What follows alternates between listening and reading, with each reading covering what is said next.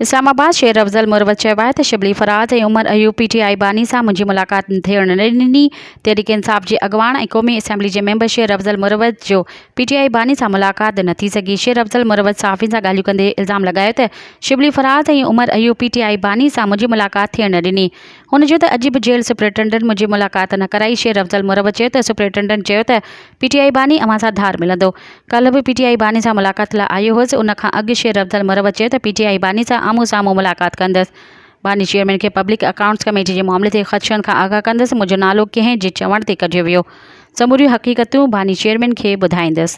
मज़ीद ख़बरनि ऐं तफ़सीलात लाइ विज़िट कयो असांजी वेबसाइट www.awamiNewsHD.com ऐं ॾिसंदा रहो अवामी न्यूज़ HD।